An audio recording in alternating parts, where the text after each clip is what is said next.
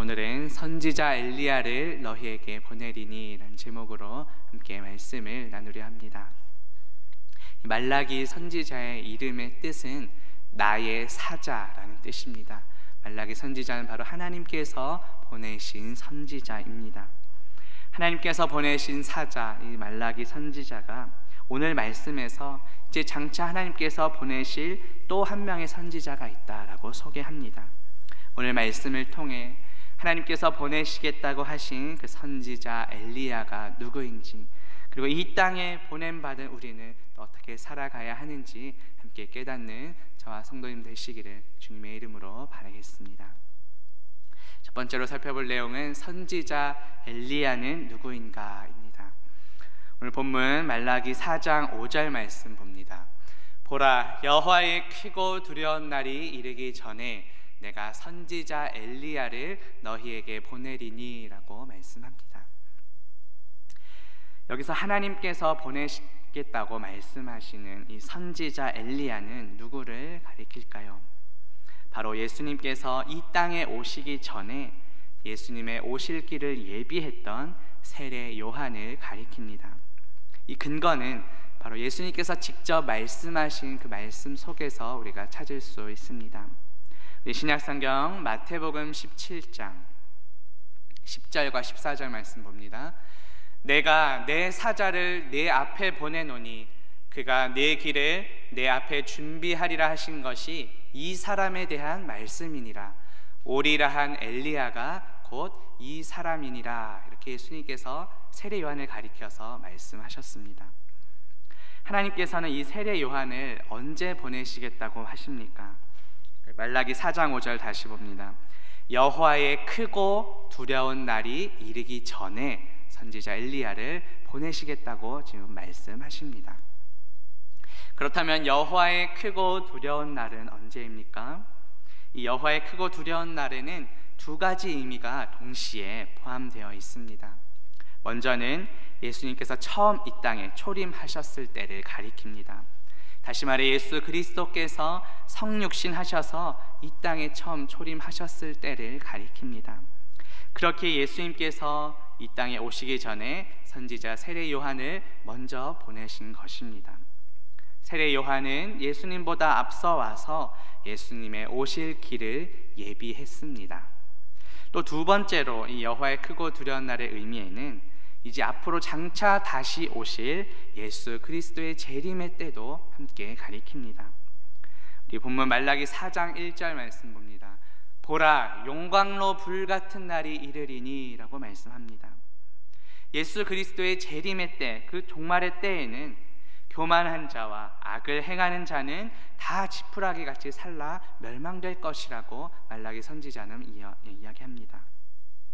그런데 장차 다시 오실 때 일어나게 될 이 일은 사실 이미 예수 그리스도께서 이 땅에 오셨을 때 이미 이루어진 일이기도 합니다.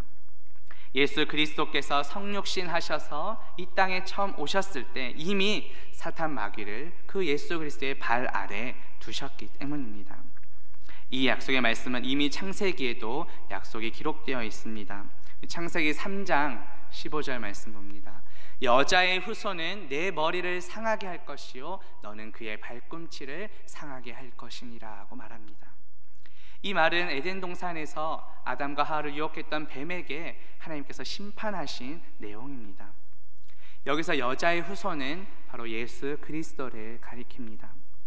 예수 그리스도께서는 이 땅에 오셔서 우리 죄를 위해 십자가에 달려 죽으셨습니다. 그런데 그 죽음까지만 보면 사탄 마귀는 마치 자기가 승리한 것처럼 착각했을 것입니다. 그러나 우리 예수님께서는 성경대로 3일 만에 부활하셨습니다. 사망 권세를 이기시고 부활 승리하셨습니다. 우리의 죄악된 옛 사람은 나의 모든 죄와 허물은 이미 예수 그리스도의 십자가에 못 박혔습니다. 그리고 예수 그리스도와 우리가 함께 연합하여 부활의 승리에 이미 동참한 줄 믿습니다. 예수 그리스도의 부활 생명이 우리 안에 있습니다. 하나님께서는 예수 그리스도의 그 초림 전에 먼저 세례 요한을 보내셨습니다. 앞으로 오실 예수 그리스도의 그 오실 길을 예비하게 하셨습니다. 마찬가지로 이제 장차 다시 오실 예수 그리스도의 재림 전에 우리를 이 땅 가운데로 보내주신 줄 믿습니다. 따라서 우리는 이제 다시 오실 예수 그리스도를 맞이할 준비를 해야 합니다. 다시 오실 그 예수 그리스도의 길을 예비하는 삶을 살아가야 합니다. 선지자 엘리야는 어떤 역할을 하게 될 것이라고 말하고 있습니까? 오늘 본문 말라기 4장 6절 보겠습니다. 그가 아버지의 마음을 자녀에게로 돌이키게 하고 자녀들의 마음을 그들의 아버지에게로 돌이키게 하리라, 이렇게 말씀합니다. 이 말씀은 무슨 의미일까요? 우리 신약성경 누가복음 1장 17절에 보면 우리가 그 힌트를 찾을 수 있습니다. 그가 또 엘리야의 심령과 능력으로 주 앞에 먼저 와서 아버지의 마음을 자식에게, 거스르는 자를 의인의 슬기에 돌아오게 하고 주를 위하여 세운 백성을 준비하리라, 이렇게 말합니다. 좀 전에 읽은 이 누가복음 1장 17절 말씀은 가브리엘 천사가 세례 요한의 아버지였던 사가랴에게 나타나서 지금 해주는 말씀입니다. 세례 요한의 어머니인 엘리사벳은 잉태를 못했고 자식이 없었습니다. 사가랴와 엘리사벳 모두 나이가 많았습니다. 그런데 지금 천사가 나타나서 아이를 낳게 될 것이라고 말해줍니다. 그리고 이름도 요한으로 지으라고 말합니다. 그러면서 그 아이가 이제 어떠한 역할을 하게 될 것인지에 대해서 지금 누가복음에서 말을 하고 있는 것입니다. 근데 말라기 4장 6절에 그 아버지는, 전 화면입니다. 복수 형태로 되어 있습니다. 다시 말해 아버지들입니다. 그런데 이 아버지들은 누구를 가리킬까요? 먼저는 이 믿음의 조상들, 이스라엘의 경건한 신앙의 조상들을 가리킵니다. 말라기 선지자는 하나님께서 보내실 선지자 엘리야, 즉 세례 요한이 와서 그러한 사역들을 감당하게 될 것이라고 말씀합니다. 그 사역이 무엇입니까? 아버지들, 즉 이스라엘의 경건한 신앙의 선조들을, 그 신앙을 이제 불경건한 자녀들, 후손들의 마음속에 들어가게 할 것이다 라고 말씀합니다. 또 자녀들의 마음은 이제 다시 그들의 아버지에게로 돌아가게 할 것이라고 말합니다. 왜냐하면 그 말라기 당시에 가장 큰 문제는 과거의 그 신앙의 선배들, 믿음의 조상들이 가졌던 그 믿음과 신앙을 잃어버렸기 때문입니다. 그래서 하나님께서는 선지자 엘리야, 즉 세례 요한을 보내셔서 이 땅의 그 자녀들, 후손들이 그 선배들의 신앙심을 회복시키는 그 사명을 감당하도록 했던 것입니다. 이 돌이키다라는 단어는 회복시키다라는 뜻입니다. 근데 이 말씀을 우리가 좀 좁게 보면 우리가 각 가정, 한 가정 내에서 부모와 자녀과의 그런 관계를 회복시키는 것도 우리가 포함할 수 있습니다. 그리고 우리가 좀 더 영적으로 넓게 해석해 보면 하나님의 자녀된 우리 모두가 진정한 우리 아버지, 참된 아버지이신 하나님께로 돌아가야 한다는 것을 궁극적으로 말씀합니다. 지난 주일 설교 말씀 통해 우리는 그리스도 안에서 영적 아비가 되라는 말씀을 들었습니다. 우리는 오직 예수 그리스도를 통해 하나님 아버지께로 나아갈 수 있습니다. 예수 그리스도 안에 아버지의 모든 본성이 있기 때문입니다. 따라서 오늘 말씀은 우리가 궁극적으로 이 땅에서 어떠한 사명, 어떠한 역할을 감당해야 하는지를 말씀합니다. 좁게는 앞서 말씀드린 것처럼 각 가정 내에서 우리는 육신의 부모의 역할을 감당하고 있습니다. 우리에게 허락하신 자녀들에게 우리의 믿음, 올바른 신앙의 유산을 물려주어야 합니다. 그리하여 육신의 자녀들이 부모인 우리를 통해 하나님 아버지께로 돌아오며 하나님 아버지를 닮아갈 수 있어야 합니다. 그리고 우리가 좀 더 확대해 보면 영적인 부모의 역할도 우리는 감당할 수 있어야 합니다. 교회 공동체 내의 연약한 지체들을 돌아보며 말씀으로 양육하는 영적 아비의 역할도 감당해야 합니다. 공동체 내의 연약한 지체들이 우리의 양육과 섬김을 통해 예수 그리스도의 제자로 온전히 세워질 수 있어야 합니다. 이제 예수 사형 생명샘 축제가 며칠 앞으로 다가왔습니다. 이번 축제는 전 7주 그리고 후 7주의 과정으로 진행됩니다. 축제 전 7주간은 우리의 기도와 또 그리스도의 사랑으로 섬기는 이 두 가지 축으로 진행됩니다. 그리하여 우리는 셀별 기도회와 또 릴레이 기도회, 또 지금 이제 특세 마지막 주차를 보내고 있습니다. 또 한편으로는 선물 나눔을 통해 그리스도의 사랑을 또 전하고 있습니다. 그런데 우리가 이렇게 기도하며 섬기는 것 못지않게 중요한 것은 이제 새롭게 초대될 그 새 가족들을 우리 공동체에 잘 정착시키고 양육시키는 것입니다. 이를 위해 우린 초청주일 이후에 2주 동안 새 가족 집중 신방을 하게 됩니다. 또 신방 이후 5주간은 이제 새 가족 양육이 진행될 것입니다. 이 모든 것은 무엇을 위함입니까? 예수 그리스도의 말씀을 통해 궁극적으로 우리의 아버지 되시는 하나님께로 나아가기 위함입니다.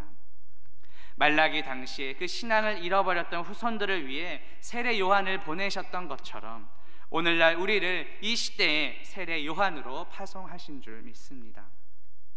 좁게는 각 가정 안에서 믿음의 부모로, 좀 더 넓게는 우리 교회 공동체 안에서 영적인 아비로 우리는 성장하며 세워져야 합니다.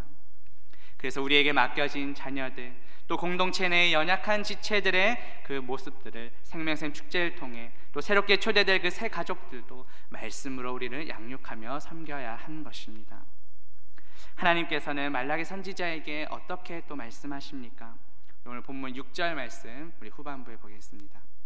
돌이키지 아니하면 두렵건대 내가 와서 저주로 그 땅을 칠까 하노라 하시니라, 이렇게 말씀합니다. 회개하지 않으면 하나님께서 완전히 멸망시키시겠다는 경고의 말씀이 담겨 있습니다. 구약 성경에서 원문상으로 제일 마지막에 나오는 단어가 바로 저주입니다. 히브리어로 헤렘인데 어떠한 대상을 아주 철저하게 진멸시키는, 격리시키는 것을 나타냅니다. 이렇게 구약 성경에서 헤렘으로 지정되었던 것은 완전히 진멸시키거나 아니면 철저하게 하나님께만 바쳐져야 했습니다. 이것을 잘 보여주는 대표적인 예가 가나안 정복 당시에 아간이 저질렀던 범죄를 우리는 보게 됩니다. 하나님께서 분명히 온전히 바치라고 말씀하셨는데 아간은 하나님께 그 온전히 바쳐진 것을 자신이 훔치게 되었습니다. 여호수아 7장 1절 말씀 봅니다. 아간이 온전히 바친 물건을 가졌습니다. 여호와께서 이스라엘 자손들에게 진노하시니라고 말합니다. 여기서 온전히 바쳐졌다는 것이 좀 전에 말라기에서 나온 말씀, 그 저주와 동일한 단어입니다. 완전히 진멸시키시겠다는 의미입니다. 그리고 이 말씀을 하신 이유는 당시 이스라엘 백성들이 자신들은 선택받은 민족이다라는 것을, 그 잘못된 의식을 깨뜨리려는 경고이기도 합니다. 당시 사람들은 자신들이 선택받았다는 그 잘못된 생각 때문에 자신들이 어떠한 삶을 살든지 상관없이 무조건 구원을 이룰 것이다 라는 잘못된 생각을 가지고 있었습니다.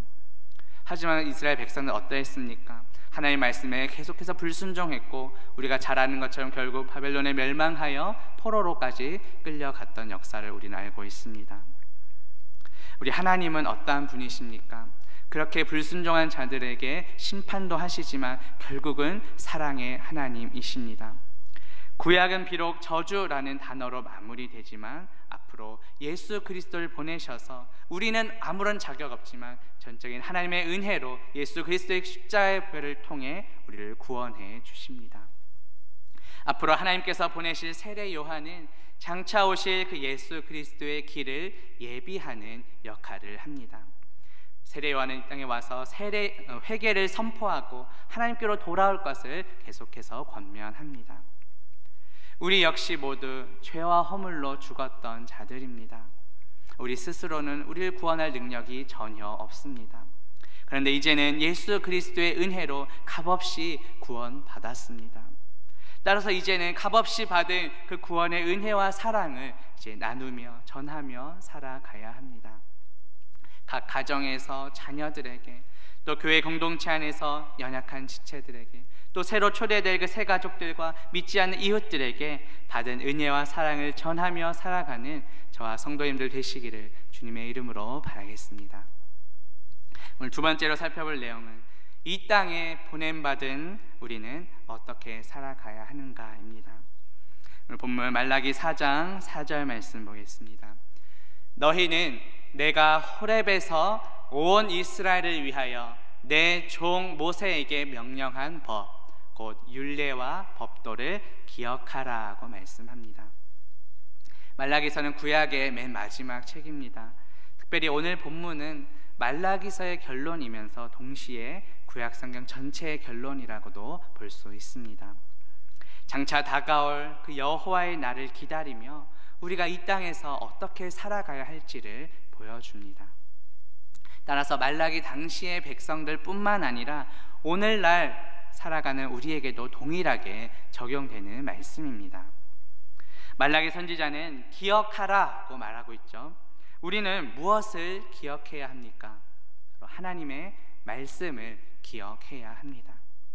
기억하다라는 말은 단순히 머리로만 그런 어떤 인지적인 과정에서 그치지 않습니다. 그래서 잊지 않고 우리의 삶 속에서 실천하고 행하는 것까지 포함됩니다. 하나님께서는 법과 율례와 법도를 기억하라고 말씀합니다. 이 법은 히브리어로 토라인데 가르치다, 그리고 교훈하다라는 뜻이 있습니다. 하나님께서 모세에게 주신 그 10계명을 포함해서 구약의 율법 전체를 가리킵니다. 그리고 이 율례는 그 하나님께서 주신 율법을 어떻게 우리가 구체적으로 시행할지 그런 어떤 법의 역할들을 가리킵니다. 또 법도는 히브리어로 미슈파트인데 판단하다, 재판하다라는 뜻입니다.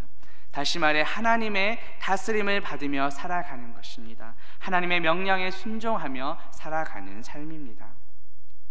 그런데 하나님께서는 이 모든 법과 율례와 법도를 어디에서 주셨다고 말씀하십니까? 호렙에서 주셨다고 말씀합니다. 모세가 하나님께로부터 10계명을 받은 그 시내산과 동일한 장소입니다. 그리고 이 호렙은 황무지라는 의미입니다. 가뭄이 길어져서 땅이 완전히 황폐해지는 것을 의미합니다. 그렇다면 지금 우리의 마음밭의 상태는 어떠하신지요? 영적으로 가물고 메말라서 황폐해져 가고 있지는 않은지 돌아봅시다. 우리의 가정과 교회에서 또 말씀으로 양육하는 아비로 성장하기 위해서는 먼저 우리가 예수 그리스도의 말씀 안에 풍성히 거해야 합니다. 하나님께서는 또 누구를 위하여 이 말씀을 주십니까?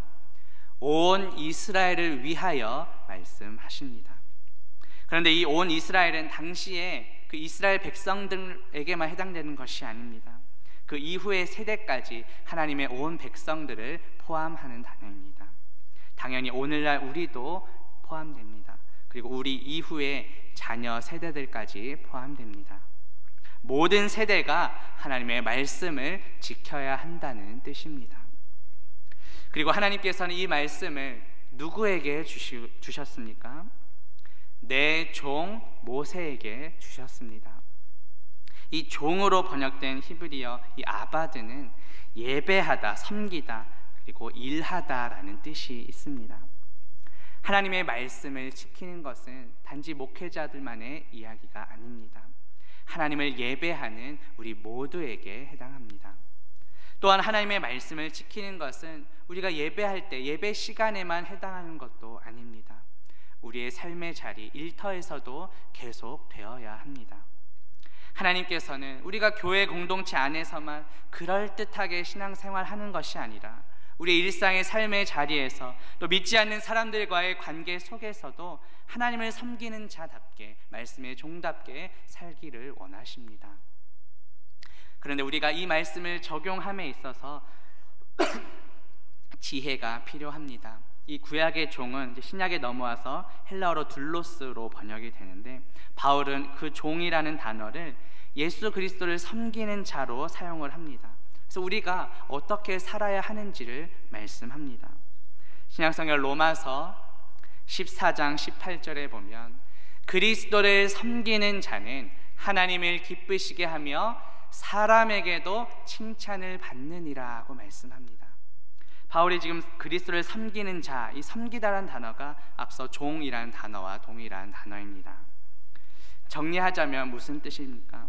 우리가 예수 그리스도를 섬기는 자로서 당연히 하나님을 먼저 예배하고 또한 동시에 일상의 자리에서도 우리가 말씀을 섬기는 자답게 살아가는 것이 필요하다는 것입니다. 이렇게 균형이 필요합니다. 바울은 예수 그리스도를 섬기는 자는 하나님을 기쁘시게 하며 동시에 사람에게도 칭찬을 받는 삶을 살으라고 말합니다. 우리가 가정에서 또 일터에서 분명히 주어진 역할이 있습니다. 또 해야 할 일들이 있습니다. 또 교회 안에서도 우리가 섬기며 봉사해야 할 또 직분들이 있습니다. 그런데 우리가 일상의 자리에서 기독교인이라는 그 핑계로 해야 할 일들을 내팽겨친 채 가정이나 일터에서 말씀 읽고 기도만 한다면 그것 역시 덕이 되지 못할 것입니다. 우리는 하나님을 예배하는 마음으로 예수 그리스도를 섬기는 마음으로 가정이나 일터에서도 최선을 다해 맡겨진 역할을 감당해야 합니다. 제가 요즘 월요일마다 대학원 수업을 듣고 있는데 이제 과제로 읽은 그 전도 관련 책 중에 이러한 질문이 있었습니다. 한번 들어보시기 바랍니다. 만일 당신이 비행기를 탔을 때 그 조종사가 독실한 크리스천이기를 원하십니까? 실력 있는 조종사이기를 원하십니까? 라고 질문합니다. 성도님들 어떻게 대답하시겠습니까?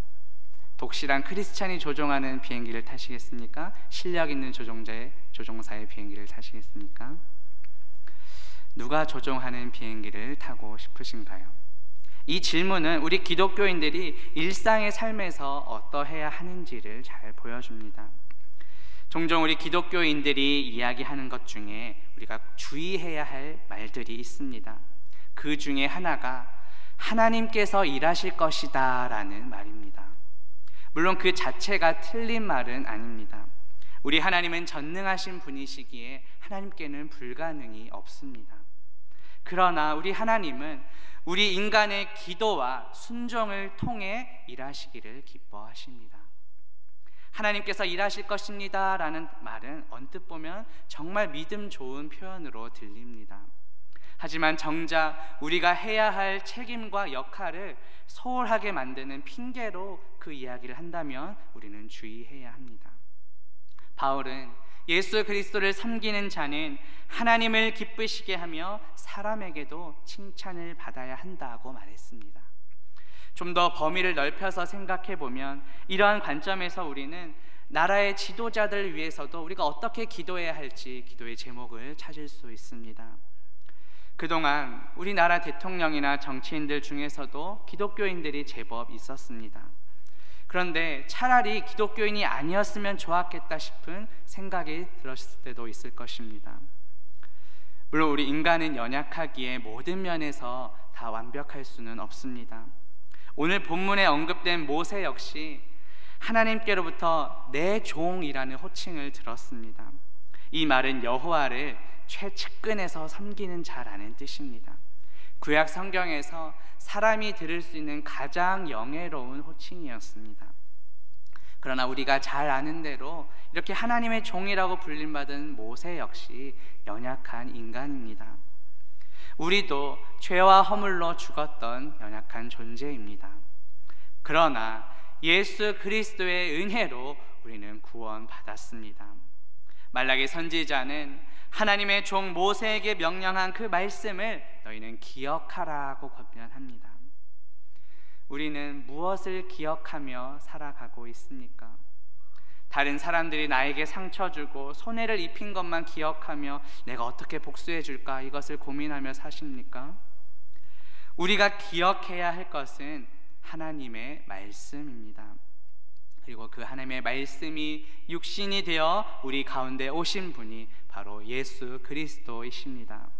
따라서 우리는 날마다 예수 그리스도를 기억하며 살아가야 합니다.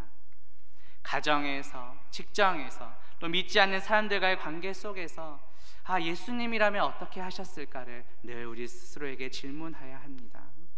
예수 그리스도의 그 말씀을 기억하며 나에게 맡겨진 그 역할도 최선을 다해 감당하는 저와 성도님들 되시기를 주님의 이름으로 바라겠습니다. 제 말씀을 맺으려합니다. 오늘 말씀을 통해 하나님께서 보내시겠다고 하신 선지자 엘리야가 누구인지, 그리고 오늘날 이 땅에 보냄받은 우리는 어떻게 살아가야 하는지 살펴보았습니다. 하나님께서 보내시겠다고 하신 선지자 엘리야는 장차 다시 오실 예수 그리스도의 길을 예비한 세례 요한이었습니다. 우리 역시 이 땅에 보냄받은 자들입니다. 예수 그리스도의 말씀을 기억하며 주어진 역할들을 잘 감당해서 다시 오실 예수 그리스도의 길을 예비하는 저와 성도님들 되시기를 주님의 이름으로 바라겠습니다. 함께 기도합니다. 하나님 아버지, 오늘 말씀을 통해 하나님께서 보내시겠다고 하신 선지자 엘리야가 누구인지, 또 오늘날 이 땅에 보냄받은 우리는 어떻게 살아야 하는지 깨닫게 하시니 감사합니다. 하나님께서 보내시겠다고 하신 선지자 엘리야는 장차 오실 예수 그리스도의 길을 예비했던 세례 요한이었습니다. 우리 역시 이 땅에 보냄받은 자들입니다. 예수 그리스도의 말씀을 기억하며 우리에게 주어진 역할들을 잘 감당하여 다시 오실 예수 그리스도의 길을 예비하는 우리 모두가 되게 하옵소서. 예수 그리스도의 이름으로 기도합니다. 아멘.